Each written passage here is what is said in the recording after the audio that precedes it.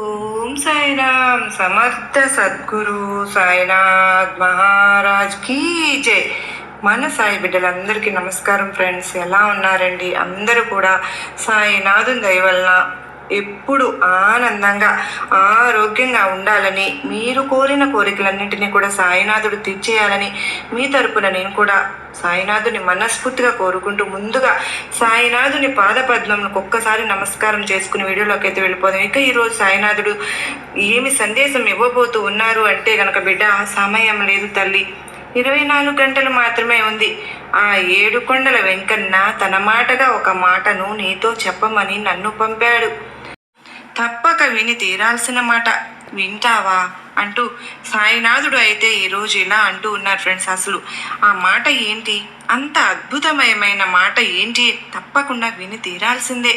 ఎందుకంటే సాయినాథుడు ఎలాంటి సూచన, ఎలాంటి సందేహాలు, ఎలాంటి సంకేతాలు అందించినా కూడా అది మన మంచి కోసమే, మన భవిష్యత్తు కోసమే కదా. సాయినాథుని మీద నమ్మకం ఉంటే తప్పకుండా ప్రతి ఒక్కరూ కూడా 1-2 నిమిషాలు అదేంటి అని తెలుసుకునే ప్రయత్నం అయితే చేద్దాం. ఇక నాకు చాలామంది చెప్తూ ఉన్నారు, చాలా అద్భుతంగా సాయినాథుని సందేశాలు ఉంటున్నాయి అక్క, చెప్పడంలో ఎన్నో అంటే అసలు మాకు తీరని కోరికలు కానీ ఎలా అయినా సరే మాకు ఈ సమస్య నుంచి మేము బయటపడగలమా, ఈ ప్రాబ్లమ్స్ అన్నింటినీ కూడా మేము సాల్వ్ చేసుకోగలమా అన్న సమయంలో సాయినాథుని సందేశాల ద్వారా మేము ఆ ప్రాబ్లమ్స్ నుంచి నమ్మకంతో మేము బయటపడగలిగాము. నిజంగా సాయినాథుని ఆశీస్సులతో మాకు ఎంతో చక్కగా పరిష్కారం అనేది లభించింది. తప్పకుండా మేము బాబా వారి సందేశాలను ఫాలో అవుతూ మాకున్నటువంటి ఎటువంటి సమస్యలైనా సరే, అవి ఏ ఇబ్బందులైనా సరే మాకు చక్కని పరిష్కారం మీ నోటి ద్వారా బాబావారు మాకు తెలియచేస్తున్నందుకు మీకు ఎంతో ధన్యవాదములు అని చెబుతూ ఉన్నారు. నిజంగా అండి, నరదృష్టి, నరఘోష, విద్య, ఉద్యోగం, వ్యాపారం, సంతానం, మానసిక సమస్యలు ఒక్కటి కాదండి, మనిషికి వచ్చే ప్రతి సమస్యకి కూడా చక్కని పరిహారం అనేది సాయినాథుడు మనకు ప్రతిరోజు కూడా సందేశాల ద్వారా తెలియచేస్తూ ఉన్నారు. ఆ తరువాత మీరు ఆ హ్యాపీనెస్ నాతో షేర్ చేసుకుంటున్నారు కూడా. బిడ్డ, సాక్షాత్తు 7 కొండల వెంకన్న స్వామి నీకు ఒక మాట చెప్పాలని తన మాటగా నాతో చెప్పాడు, నన్ను పంపాడు. అదేంటో తెలుసా? నువ్వు అవసరం ఉన్న చోట, అవసరం లేని చోట కూడా అతిగా మాట్లాడేస్తున్నావు. అవసరం లేని చోట నీ తలదూర్చి ఇబ్బందులు పడిపోతున్నావు. నీ విలువను నువ్వే పోగొట్టుకుంటున్నావు తల్లి, నీ మర్యాదను పోగొట్టుకుంటున్నావు. దానివల్ల నువ్వు ఎంతో బాధపడుతున్నావు. అదే కారణంతో ఈరోజు నీకు నా 7 కొండల వెంకన్న తన మాటగా నీతో చెప్పమని కొన్ని మాటలు అయితే చెప్పి పంపించారు బిడ్డ.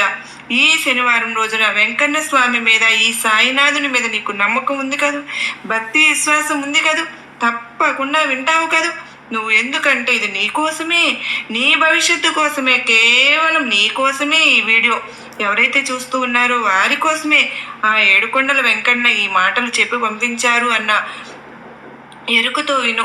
సాయినాథుడు అయితే ఇలా చెప్తూ ఉన్నారు ఫ్రెండ్స్. బిడ్డ, నువ్వు ఈ 8 చోట్ల నువ్వు చాలా మౌనంగా ఉంటేనే నీ గౌరవం అనేది పెరుగుతుందమ్మా. అలాగే నిన్ను ఎవరైనా చులకన చేస్తున్నారు అంటే నిన్ను ఎక్కడైతే నువ్వు మాట్లాడుకోకుండా ఇప్పుడు తప్పకుండా నువ్వు తెలుసుకుని తీరాలి. ఎందుకో తెలుసా?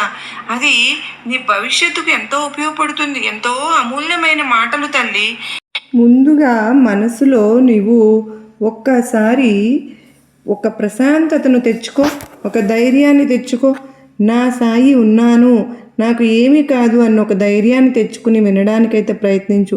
మితిమీరిపోతే నీ తండ్రి ఉన్నాను, నీకు తోడుగా ఉన్నాను, కాపాడుకోవడానికి ఆ 7 కొండల స్వామితో నిన్ను రక్షించుకోవడానికి ఉంటాను అని చెప్పి నువ్వు గనక అయితే ఇక్కడ నీ కంచంలోనే తింటూ నీకే కన్నం వేస్తున్న ఆ 3 దుర్మార్గులు ఎవరో ఈరోజు నేను తెలియజేయడానికే వచ్చాను. నీకోసం నేను ప్రతిరోజు ఎంతో కష్టపడి ఎన్నో విషయాలు చెప్తూ ఉన్నాను. ఒక్కొక్కసారి ఏంటి నా తల్లి ఇంత బాధపడిపోతోంది, నన్ను మర్చిపోతోంది ఎందుకు, అసలు నేను చెప్పాలని ఏదైనా వస్తే నన్ను అసలు పట్టించుకోవడం లేదు అని అనుకుంటూ ఈరోజైతే నీ కోసం వచ్చాను బిడ్డ. నువ్వు అనుకుంటున్నావు నువ్వేమో నా సాయి నన్ను పట్టించుకోవడం లేదని, ప్రతి నిమిషం కూడా నేను నీతో ఉన్నాను అని నీకు గుర్తుంచుకోవడం లేదు. నేను ఇక అసలు విషయం చెప్తాను ఈరోజు. నీకు చూడు, నీకున్న అతిపెద్ద బలహీనత ఏమిటో తెలుసా? నీ భవిష్యత్తు గురించి అతిగా చింతిస్తూ ఉన్నావు.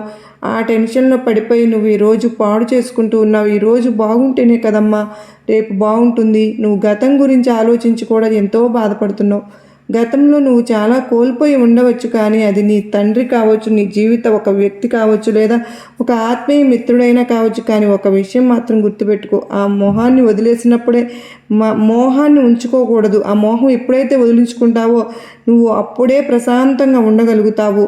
ఇప్పుడు నీతో ఎవరైనా ఉన్నారా?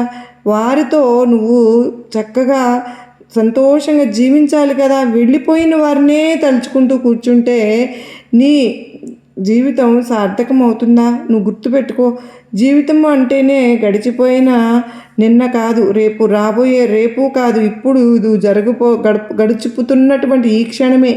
ఆ క్షణాన్ని మాత్రమే నువ్వు సంతోషంగా అనుభవించు. ఇప్పుడు నువ్వు ఆ చిన్న పూర్ గ్రేస్లో ఉన్నావు అనుకో, అక్కడే ఉండటానికి ప్రయత్నిస్తావు. ఎందుకో తెలుసా? నీకు రాజభవనాల్లో ఉండే వారి కంటే కూడా నీకు పూరి గుడిసెలోనే ఎంతో ఆనందం ఉంటుంది అని కూడా నువ్వు గుర్తించగలుగుతావు. నువ్వు బాధల్లో ఏడుస్తూనే ఉంటారు వాళ్ళు ఎప్పుడు కూడా. ఒకవేళ మేడల్లో మిద్దెల్లో ఉన్నా కూడా వాళ్ళకుండే బాధలు వాళ్ళకు ఉంటాయమ్మా. కేవలం మేడల్లో మిద్దెల్లో ఉన్నంత మాత్రాన వారికి దుఃఖం ఉండదు అనుకుంటున్నావా? అది నీ పొరపాటే. వారికి కూడా వారి స్థాయిలో బాధలు అనేవి ఉంటాయి. అందుకే పరిస్థితి ఏదైనా సరే ఈ క్షణంలో నువ్వు సంతోషంగా ఉండు. రేపటి గురించి భయపడుతూ ఇవాళ రోజు నాశనం అనేది చేసుకోవద్దు. కలియుగంలో వచ్చే క్షణం ఏం జరుగుతుందో ఎవ్వరు ఊహించలేరు. అందుకే ఈ నిమిషాన్ని ప్రేమించు. ఇక అసలు విషయంలోకి వద్దాం. ఈరోజు నీ జీవితం చూసినప్పుడు ఎందుకు అంతలా నువ్వు భయపడుతున్నావు అంటే, నేను ఈరోజు చెప్పడానికే వెంకన్న స్వామి నన్ను పంపించారు. నీ జీవితం చూసినప్పుడు ఎందుకు అంతలా భయపడుతున్నావు అంటే, నీ ప్రాణాలకి ముప్పుగా మారిన 3 అతి భయంకరమైన శత్రువుల పేర్లు కూడా నీకు కనిపిస్తున్నాయి స్పష్టంగా. ఆ శత్రువులు చాలా క్రూరులు మాత్రమే కాదు, పరమ కిలాడీలు కూడా. ఎందుకు అంటే నీ బలహీనతలు ఏంటో వారికి తెలుసమ్మా. నీ వ్యక్తిగత విషయాలన్నీ వారి దగ్గర ఉన్నాయి. నీ ఇంటికి సంబంధించినటువంటి ప్రతి చిన్న విషయం గురించి ఈ శత్రువులకు క్షుణ్ణంగా తెలుసు. నీ ఇంట్లోని వారు ఎప్పుడు ఏం చేస్తున్నారు, ఎవరితో ఉంటున్నారు, ఎక్కడికి వెళ్తున్నారు, ఏం తింటున్నారు, ఏం తాగుతున్నారు, చివరికి నీ ఇంట్లో ఒక గ్లాసు లేదా ఒక చిన్న గిన్నె అటు ఇటు నుండి కదిలినా సరే ఆ ద్రోహులకు ఆ విషయం తెలిసిపోతూ ఉంది. ఆ శత్రువుల కళ్ళల్లో 24 గంటలు నీ ఇంటిపైనే ఉంటున్నాయి.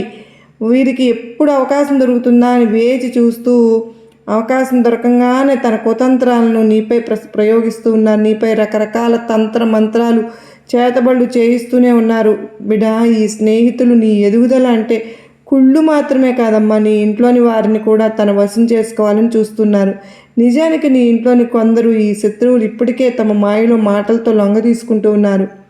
నీ ఇంటిపై వారు జయించిన తంత్ర మంత్రాల వల్ల ఇప్పుడు నీ వారు ఆ శత్రువులు గుప్పిట్లోకి వెళ్ళిపోయారు. ఆ శత్రువులు ఏం చెప్తే ఇంట్లోని వారికి తల ఊపుతున్నారు, దానికి అవును అని నమ్ముతున్నారు. చివరికి నువ్వు కూడా నీకు ఒక విషయం స్పష్టంగా చెబుతున్నాను చూడు. ఈ శత్రువు ఎవరో పరాయి వారు కాదు, ఎక్కడో దూరంగా ఉండేవారు కాదు. ఈ శత్రువులు నీ చుట్టుపక్కలే ఉంటున్నారు, నీ కంచంలోనే తింటున్నారు. కానీ నీ కంచానికే కన్నం వేసేయాలని చూస్తున్నారు. ఈరోజు నీ జీవితాన్ని పరిశీలిస్తే ఇక్కడ నీకున్న వాళ్ళు అతి పెద్ద శత్రువుల పేర్లు నేను చెప్పబోతున్నాను. ముందుగా ఆ శత్రువులు విను బిడ్డ. ఈ పేరు విన్నప్పుడు నువ్వు ఖచ్చితంగా దిగ్భ్రాంతికే గురవుతావు, ఆలోచనలో పడిపోతావు. నేను చెప్తున్న ప్రతి మాట ఎంతో నిజమో అప్పుడు నీకు అర్థమవుతుంది. నేను నిన్ను చేతులు జోడించి మరీ విన్నవిస్తున్నాను. నా వెంకన్న తండ్రి చెప్పమంటే వచ్చాను. వారు నీ సొంత అన్నదమ్ములైనా కావచ్చు, లేదంటే వాళ్ళు నీ అక్కా చెల్లెలైనా కావచ్చు. సంబంధం ఏదైనా సరే, ఎంత దగ్గర బంధుత్వం అయినా సరే వెంటనే వారిని దూరం పెట్టాల్సిందే. నీ శత్రువుల గురించి మరిన్ని వివరాలు నీకు నేను ఇస్తున్నాను. ఈ వీడియోలో మొదట్లో చెప్పినట్లుగా ఈ శత్రువులు ఒకరు నీ ఇంట్లో నివసిస్తున్నారు. మిగిలిన 2 అయితే అత్యంత సన్నిహితుల బంధువుల్లోని వారు. వీళ్ళు ఎవరో నీకు తెలిస్తే నీ కాళ్ళ కింద భూమి కదిలిపోతుంది. ఎందుకో తెలుసా? వీళ్ళు నీ కుటుంబాన్ని నరకంలాగా మారుస్తున్నారు. ఇక్కడ జాగ్రత్తగా విను. గత 15 ఏళ్లలో జరగనిది ఇప్పుడు జరగబోతోంది. ఈ శత్రువులు నీ ఇంటిని సర్వనాశనం చేయడానికి పూర్తి స్థాయి ఏర్పాట్లు చేసుకుంటూ ఉన్నారు. ఇంటి గుట్టే లంకకు చేటు అన్నట్టు సామెత నీకు తెలుసు కదా బిడ్డ. అలాగే సరిగ్గా నీ ఇంట్లోనే ఒక విభీషణుడు నీ ప్రాణాలు తీయాలని చూస్తున్న ఒక ద్రోహి నివసిస్తున్నాడు. వాడు నీ ఇంటిని నాశనం చేయడమే లక్ష్యంగా పెట్టేసుకున్నాడు. ఈ శత్రువు నుండి నువ్వు కాపాడుకోవడం ఇప్పుడు చాలా ముఖ్యం. ఎందుకో తెలుసా, రాబోయే 7 రోజుల్లో ఈ ముగ్గురు శత్రువులు కలిసి నీ జీవితాన్ని అతలాకుతం చేయబోతూ ఉన్నారు. కనుక 12 ఏళ్ళుగా గత నీపై తంత్రాలు మంత్రాలు చేతపళ్ళు చేయిస్తూనే ఉన్నారు. అంత మాత్రమే సమాజంలో నీ చుట్టుపక్కల వారిలో నీపై లేనిపోని పుకార్లు పుట్టిస్తూ నీ పరువు తీసేస్తూ ఉన్నారు. నీ శత్రువులు నీ పక్కనే ఉంటూ నీ వెన్నుపోటు పొడుస్తున్నారు. నీ ఆస్తిని కాజేయాలని, నీ కుటుంబాన్ని మట్టిలో కలిపేయాలని మరీ ప్లాన్ చేస్తున్నారు. ఈ ద్రోహుల పేర్లు బయటకు వచ్చినప్పుడు అందరూ ఆశ్చర్యపోవడానికి కారణం ఏంటో తెలుసా, వీరిని నువ్వు హద్దులు దాటి నమ్మావు కనుకనే. ఇంకొక విషయం ఏంటి అంటే అతిగా ఆలోచిస్తున్నావు, కానీ నీ గురించి నువ్వు ఎక్కువగా ఆలోచించడం లేదు. ముందు నీ చుట్టూ ఉన్నవారు బాగుండాలి, నీ సొంత వాళ్ళు బాగుండాలి అని కోరుకుంటావు. ఆ తరువాతనే నీ గురించి నువ్వు ఆలోచించుకుంటున్నావు. కానీ బిడ్డ, ఇక్కడ నీ జీవితాన్ని చూసుకున్నట్లయితే ప్రాణాలు తీయడానికి కూడా వెనకాడని వాళ్ళు వీళ్ళు.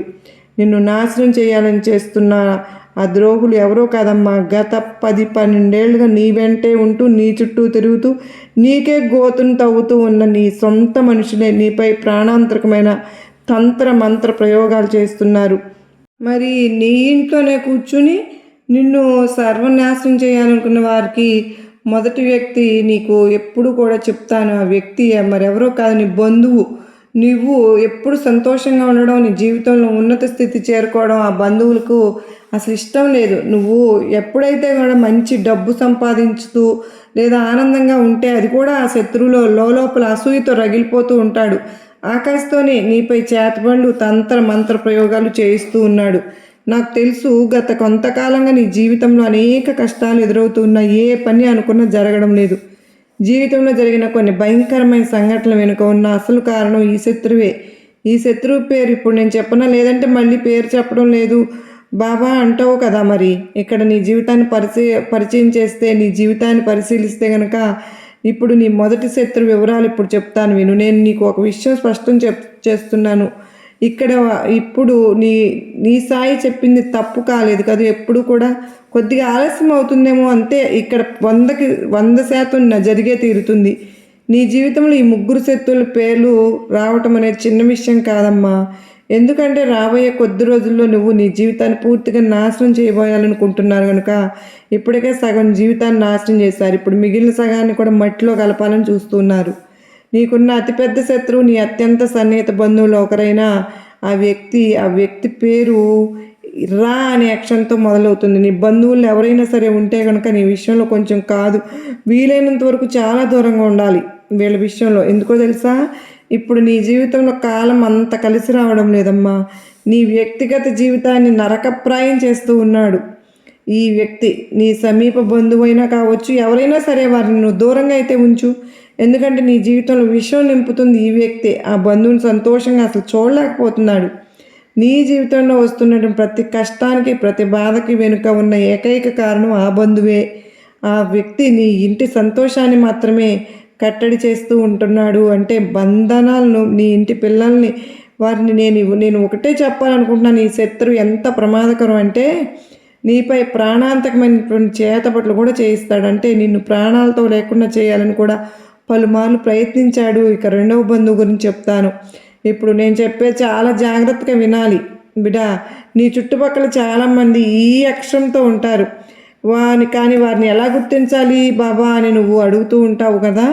రా అక్షరంతో చాలామంది నా బంధువులు ఉన్నారు, తెలిసిన వాళ్ళు ఉన్నారు. అందరినీ కూడా నేను అనుమానించాలా, దూరం పెట్టాలా అంటే, వారికి దూరంగా ఉండాలా అంటే అలా కాదు బిడ్డ. ఇందులో కూడా నువ్వు చూసుకోవాలి కదా. మరి ముఖ్యంగా ఈ అక్షరంలో వీళ్ళే నీకు పెద్ద మోసం చేయబోతున్నారు. అయితే నీ బంధువులు ఈ అక్షరంతో చాలామంది ఉన్నారని, ఒక 3-4 ఉన్నారని, మరి వారిలో ఎలా నమ్మాలి, ఎవరిని శంకించాలి అని నువ్వు అనుకోవచ్చు. ఆ వ్యక్తి ఇంటి పేరు ఏదైనా సరే, ఇక్కడ ఈ వ్యక్తి నీ పాలిట శాపంగా మారుతున్నాడు. ముఖ్యంగా ఆ వ్యక్తి పేరు రా అనే అక్షరంతో మొదలవుతుంది. అయితే ఈ రా అక్షరంతో పేరు మొదలయ్యే బంధమే నీ అసలైన శత్రువు. ఆ వ్యక్తి నుండి నువ్వు చాలా జాగ్రత్తగా ఉండాలి. ఎందుకో తెలుసా, ఆ వ్యక్తి గత కొన్నేళ్ళుగా నీకు తెలియకుండానే నీ వెనుక గోతులు తవ్వుతూ ఉన్నాడు. నేను నీకు మరొక నిజం కూడా చెప్తాను బిడ్డ. నీ ఇంట్లో చిచ్చు పెడుతుంది, అన్నదమ్ముల మధ్య గొడవలు సృష్టిస్తుంది కూడా ఈ వ్యక్తే. ఈ బంధువు కారణంగానే ఈ కుటుంబం ముక్కలైపోయింది. నీ ఇంట్లో జరిగిన పెద్ద పెద్ద గొడవలు, ఆస్తి పంపకాలకు కూడా కారణం ఈ వ్యక్తేనమ్మా. ఎందుకు అనంటే ఈ బంధువు నీ ఇంటిపై చేయించిన తంత్ర మంత్ర ప్రయోగాల వల్ల నీ కుటుంబంలో ఉండాల్సినటువంటి ఐకమత్యం అనేది దెబ్బతింది. ఇప్పుడు నీ కుటుంబ సభ్యులు ఎవరు ఒకరితో ఒకరు సంతోషంగా ఉండడం లేదు కదా, నవ్వుతూ మాట్లాడుకోవడం కూడా లేదు. ఒకరినొకరు మనస్ఫూర్తిగా నవ్వుతూ మాట్లాడుకోలేకపోతున్నారు. దీని అంతటికి కారణం ఆ ఒక్క బంధువే. దీని నుండి తప్పించుకోవడానికి ఒక మార్గం చెప్పనా? చాలా జాగ్రత్తగా వినాలి మరి. దీని తర్వాత నువ్వు రెండవ శత్రువు గురించి అలాగే మూడవ శత్రువు గురించి కూడా తెలుసుకుంటావు. ఈ మూడవ వ్యక్తి అందరికంటే ప్రమాదకరమైన వాడు, నీ పక్కనే కూర్చుని ఉంటాడు. అందుకే ఈ విషయాలు జాగ్రత్తగా వినమని చెప్తున్నాను. ఒకవేళ నీ జీవితంలో ఏదో పెద్ద తప్పు జరగబోతోందని నీకు అనిపించినా కూడా నీ జీవితం అంతకంతకు దిగజారిపోతున్నా నీ బుద్ధి పనిచేయడం మానేసిన దానికి కారణం ఇదే. కొన్నిసార్లు నీ ఇంట్లో వారు కూడా ఏమీ ఆలోచించలేకపోతున్నారు. బుద్ధి మందగించినట్లు అనిపిస్తుంది కదా, వ్యక్తి మెదడు నెమ్మదిగా మొద్దుబారిపోతుంది. నీకు మాటికి కోపం రావడం, ఎవరితోనైనా గొడవ పడాలనిపించడం, అందరిపై అరవాలి అనిపించడం వంటివి జరుగుతూ ఉన్నాయి. నీతో కానీ నీ కుటుంబ సభ్యులతో కానీ ఇంకొంతమందికి అయితే ఇల్లు వదిలి వెళ్ళిపోవాలని, ఇంటికి విచ్ఛిన్నం చేసేయాలనిపిస్తుంది. ఎదుటివారు ఎంత మంచిగా చెప్పినా అర్థం చేసుకోవటం లేదు. కేవలం తన మాట నెగ్గాలనుకుంటున్నారు. మరి కొన్నిసార్లు ఈ వ్యక్తి భయంకరంగా మారుతుందంటే ఆ వ్యక్తి తన సొంత ఇంటి మనుషులపైన చెయ్యి చేసుకునే స్థాయికి వెళ్తారు.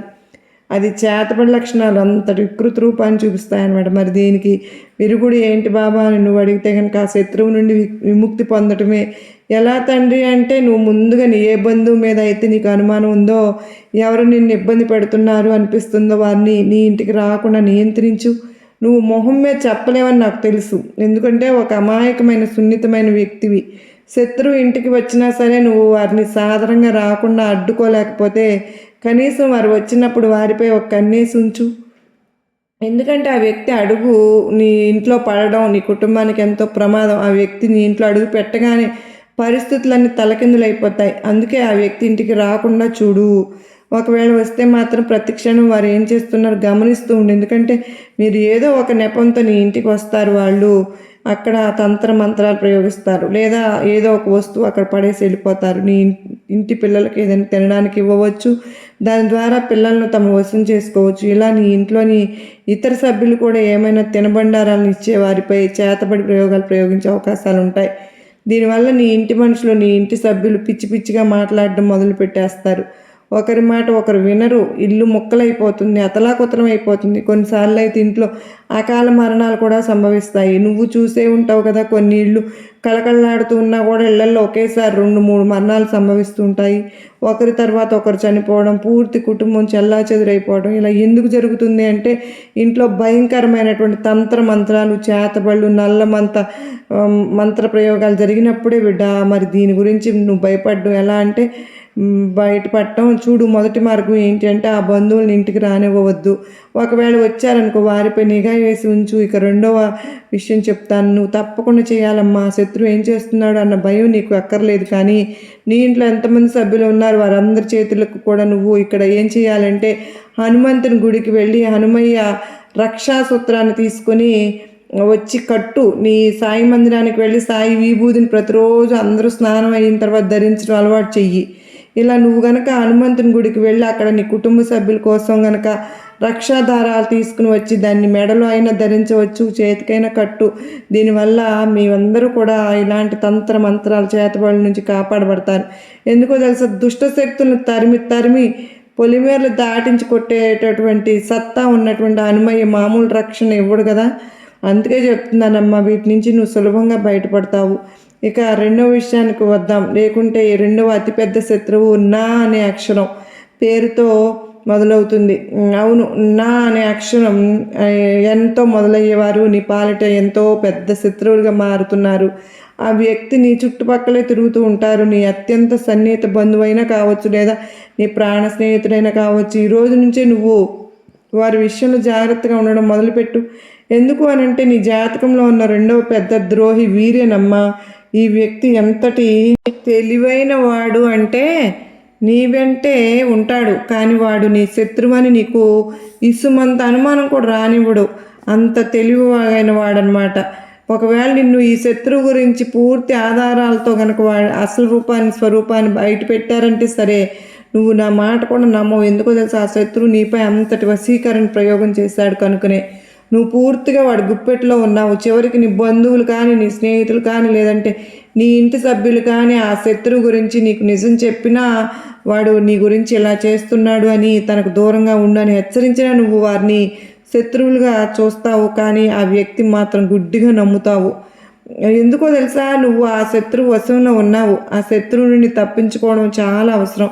ఎందుకంటే తన సమయం దొరికినప్పుడల్లా తన తంత్ర మంత్రాలు నీ మీద అమలు చేస్తున్నాడు. దీనికి ముందు నేను శత్రువు గురించి ఎన్నో విషయాలు చెప్పాను, ఎన్నోసార్లు నిన్ను హెచ్చరించాను. కానీ ఈరోజు ఇంత బహిరంగంగా పేర్లు ఎందుకు చెప్తున్నాను అంటే, ఈ వ్యక్తుల వల్ల నీకు చాలా పెద్ద ప్రమాదం పొంచి ఉంది కనుకనే నువ్వు అతి త్వరలోనే నీపై ఒక ప్రమాదకరమైనటువంటి ప్రాణం తీసే స్థాయి తంత్ర మంత్ర ప్రయోగాలు లేదా ఒక మనిషి క్రియేట్ చేయబోతున్నారు. దీని నుండి నువ్వు తప్పించుకోవడం చాలా కష్టం.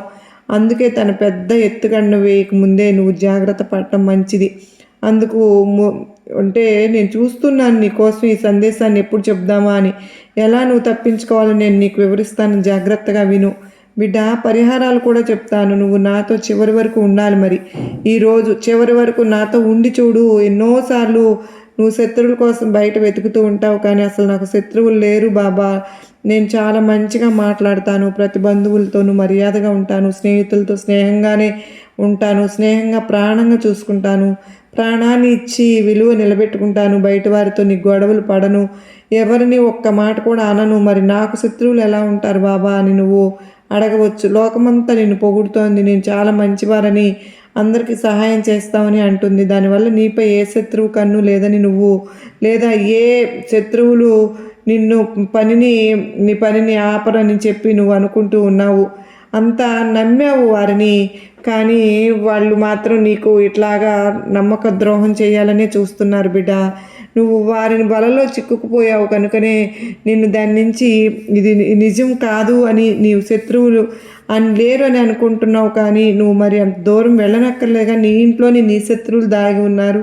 నీ జాబితాలో ఉన్న 3వ నెంబర్ శత్రువు నీ ఇంట్లో నివసిస్తూ ఉన్నాడు. వీడే అందరికంటే పెద్ద శత్రువు. ఎందుకో తెలుసా, ఇంటి దొంగను ఈశ్వరుడైనా పట్టలేడు అన్న సామెత నీకు తెలుసు కదా. ఒక విషయం గుర్తుంచుకో తల్లి, ఆ రావణుడు తమ్ముడు విభీషణుడు కనుక ద్రోహం చేయకపోతే లంకకు ఏ అపాయం వచ్చేది కాదు. రావణుడు కూడా బ్రతికి ఉండేవాడు. కానీ విధి లేదా ప్రకృతి నియమం ఏంటి అంటే, ఎవరి చక్రవ్యూహంలోనూ చిక్కుకోలేదని నువ్వు భావిస్తున్నావు, కానీ ఇది నిజం కాదు తల్లి. నీ శత్రువు లేరని నువ్వు అనుకోవచ్చునేమో, కానీ నేను చెప్తున్నాను, నువ్వు మరీ అంత దూరం ఆలోచిస్తున్నావు. నీ శత్రువు నీ ఇంట్లోనే దాగి ఉన్నాడు.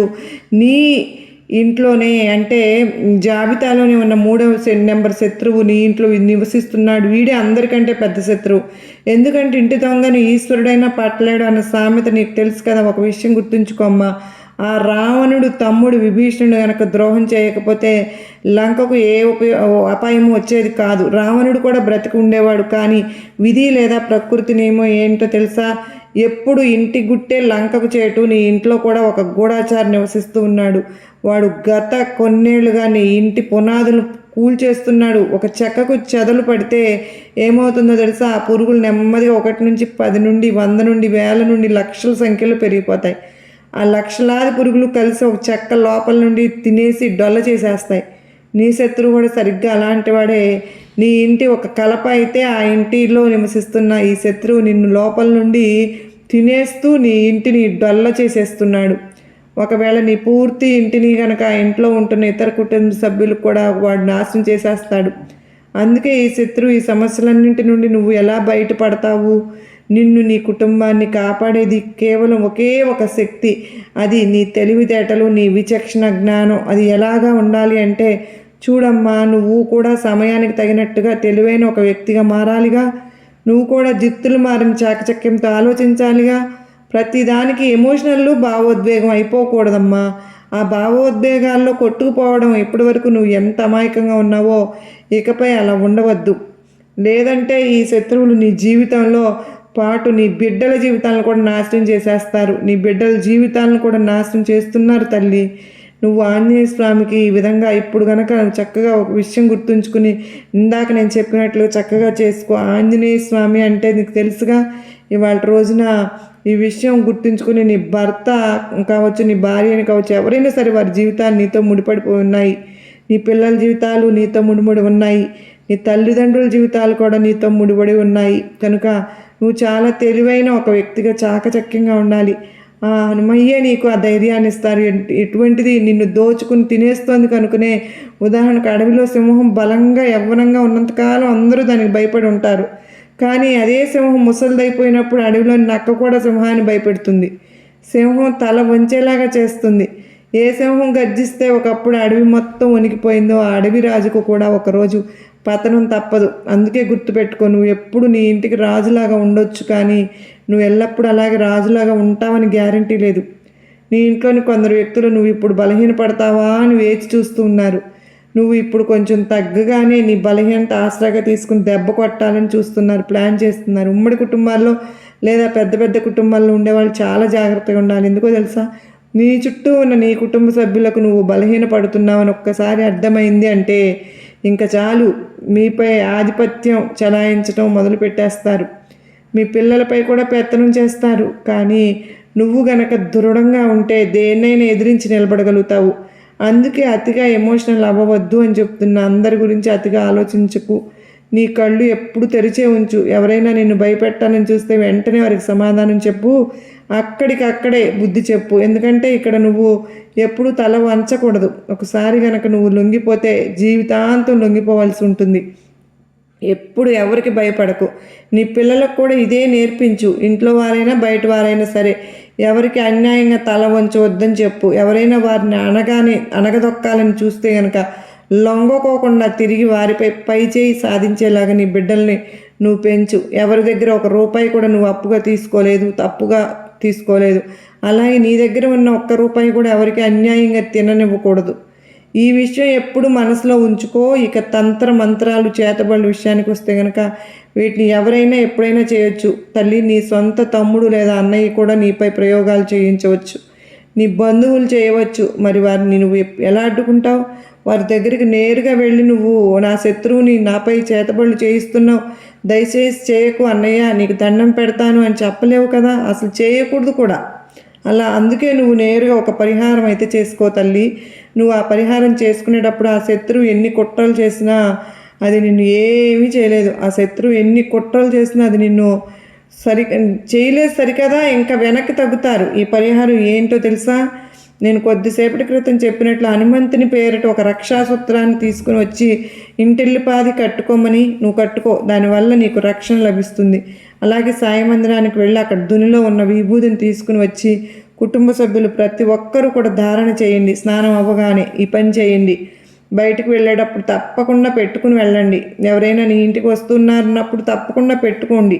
ఎదుటివారి మనసులో ఎలాంటి ఆలోచనలతో, ఎలాంటి చెడు ఉద్దేశంతో, దురుద్దేశంతో వస్తూ ఉన్నారో తెలియదు కదా. కనుక నీ జాగ్రత్తలు నువ్వు తీసుకుంటూ ఉండాలి. నీ చుట్టూ ఉన్నవారు ఒక రక్షణ కవచం వలయాన్ని ఏర్పరచుకుని ఉంటే కనుక ఎదుటి వాళ్ళ మనసులో ఏ ఉద్దేశంతో నీ ఇంట్లో పడేయాలని చూసిన వస్తువు పట్టుకొచ్చి నీకు అసలు తగలను కూడా తగలదు, తాకను కూడా తాకవు. కానీ నీ ఇంటిని కాపాడుకోవాలి. లేదా అందుకే నువ్వు నీ ఇంట్లో కనుక ఎప్పుడు కూడా దీపం, ధూపం అన్నీ సమర్పించుకుంటూ ఉండు. నీ ఇంట్లో ఏడుకొని నీ కులదైవం అయినటువంటి వెంకన్న స్వామి ఎప్పుడు నీ ఇంటిని ప్రశాంతంగా ఉంచుతారు. ఆ స్వామికి ఎప్పుడు వీలైనప్పుడల్లా తులసిమాలను సమర్పించుకుంటూ ఉండు. ఈరోజు శనివారం కదా, చక్కగా ప్రశాంతంగా ఇంటిల్లిపాది శనివారం వెంకన్న స్వామి గుడికి వెళ్ళిరండి. ఒక కొబ్బరికాయని తీసుకుని హనుమంతుని దేవాలయానికి కూడా వెళ్ళి అట్నుంచి అక్కడ హనుమంతుని దగ్గర ఉన్నటువంటి సింధూరాన్ని ఆ కొబ్బరికాయని మొత్తం రాసి జై శ్రీరామ అని రాసి ఆ కొబ్బరికాయని ఒక ఎర్రటి గుడ్డలో కట్టి నీ గుమ్మానికి తగిలించుకో బిడ్డ. ఎవరు వచ్చినా సరే, చెడు ఆలోచనలతో వచ్చినా, చెడు భావాలతో వచ్చినా కూడా నిన్ను చెడగొట్టాలి, పడగొట్టాలి అని చెప్పి వచ్చిన వాళ్ళ ఆలోచనలు అంతమైపోతాయి. వాళ్ళ చెడు వాళ్ళకి తిరిగి మళ్ళీపోతుంది, వాళ్ళ మీద రివర్స్ అయిపోతుంది అనమాట. నీ ఇంట్లోకి నీ గుమ్మం దాటి అడుగు కూడా పెట్టలేరు. ఈ ఒక్క పని చేయమ్మా, నీకు అద్భుతంగా ఒక రక్షణ కవచం లాగా నీ ఇంటిని ఎప్పుడు కాపాడుకుంటూ ఉంటుంది. ఇది ఒక రామబాణం లాగా పనిచేస్తుంది. బాణం అనుకోవాలి, రామబాణమే ఇది. నీ భారం అంతా సాయి మీద నీతో వేసావు కనుక నీ సాయి నీ చుట్టూనే తిరుగుతున్నాను, నీతోనే ఉన్నాను, నిన్ను అని హెచ్చరిస్తున్నాను నిన్ను అంటూ సాయినాథుడు వెంకన్న స్వామితో వచ్చి మరీ మన్ని అప్రమత్తంగా ఉండమని చెప్తూ ఉన్నారు కదండి. మరి ఈ వీడియో మీ అందరికీ నచ్చిందని నేను కూడా భావిస్తూ ఉన్నాను. మరో చక్కని సాయినాథుని సందేశంతో కలుసుకుంటాను. అంతవరకు నమస్కారం అండి. ఓం సాయిరాం. సర్వే జన సుఖినో భవంతు.